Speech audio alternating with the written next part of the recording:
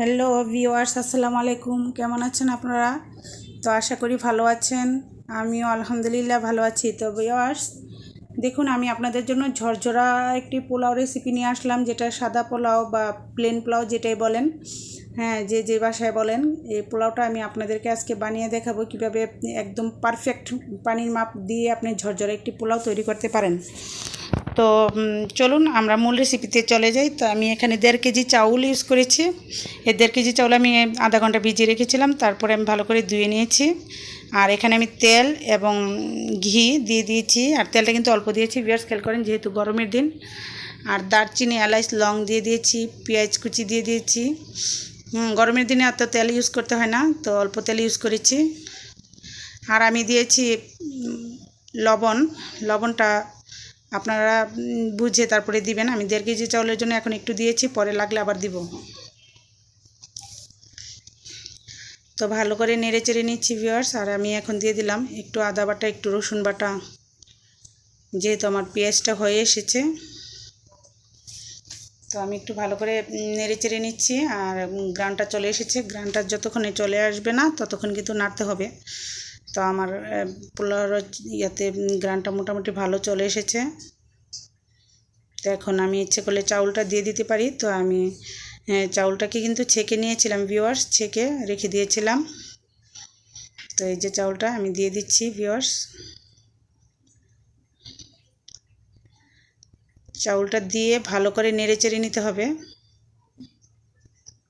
ভালো করে একদম সবগুলো পেঁয়াজ এবং তেল যেন ভালো করে মিশে যায় পোলাওর চাউলের সাথে। আর আমি কিন্তু এখানে একটু কেওড়া দিয়েছি, কেওড়ার জল দিয়েছি। কেওড়ার জলটা দেওয়াতে কিন্তু আপনার গ্রানটা একটু বেড়ে যায়, পোলাওর একটা শাহি শাহি ভাব লাগে খেতে। তো এই জন্য আমি কেওড়াটা দিয়েছি একটু। আর ঘিটা দেওয়ার পরে কেওড়াটা দিলে কিন্তু আপনার জাস্ট পোলাওটা সেরকম হয়। তো আমি কেওড়াটা ঠিক এই অবস্থাতেই সবসময় দিয়ে ভালো করে নেড়ে চেড়ে সবগুলোর সাথে মিশিয়ে নিই।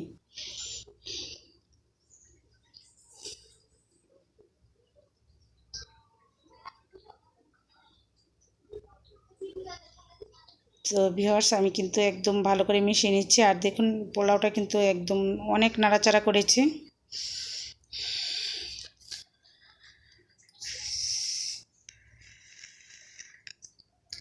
তো আমার পোলাওটা মোটামুটি চাউলটা ঝরঝরা হয়েছে। তো আমি এখন মেপে মেপে পানি দেবো, যেহেতু আমার এখানে 1.5 কেজি চাউল।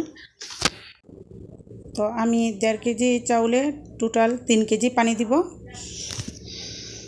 ডবল পানি হবে, ধরেন আপনার আধা কেজি চাউলে 1 কেজি পানি, তো ওই হিসাব করে আপনি পানি দিবেন। তো পানিটা দিয়ে আমার লবণ আরেকটু লেগেছিল, আমি আরেকটু লবণ দিয়ে ভালো করে ডেকে দিলাম এখন।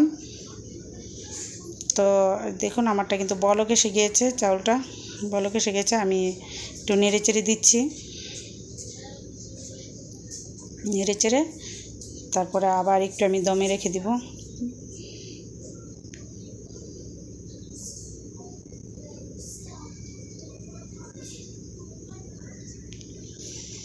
তো আমি ঢেকে দিলাম ভিউয়ার্স। তো ফিরে আসছি কিছুক্ষণ পর।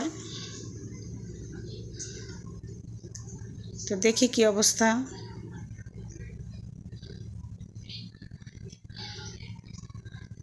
এই যে আমার পোলাওটা দেখুন কি অবস্থা হয়েছে, অনেকটাই ঝরঝরা কিন্তু হয়ে গিয়েছে। তারপরে চুলা থেকে নামালে কিন্তু আরও ঝরঝরা হয়ে যাবে। চুলা থাকা অবস্থায় কিন্তু অতটা বোঝা যায় না ঝরঝরাটা। চুলা থেকে নামিয়ে 10 মিনিট রাখলে পুরো ঝরঝরা জিনিসটা বোঝা যায়।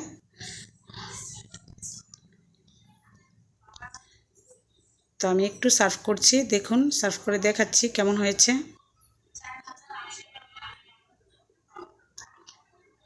এই যে আমার পোলাওটা দেখুন অনেকটা ঝরঝরা, কি সুন্দর হয়েছে।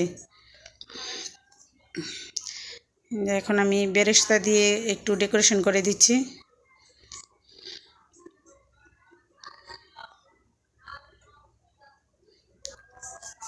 তো ভিউয়ার্স, বাসায় এরকম একটি পোলাও আপনারা সহজে বানাতে পারবেন। যারা নতুন রাঁধুনি তাদেরকে বলছি যে আপনারা যদি দেখেন আর মেজারমেন্টটা ফলো করেন, তাহলে কিন্তু বাসায় এত সুন্দর একটি পোলাও আপনারা নিজেরাই তৈরি করতে পারবেন।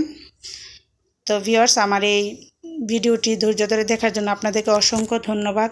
ভালো থাকবেন, সুস্থ থাকবেন। আল্লাহ হাফেজ, আসসালামু আলাইকুম।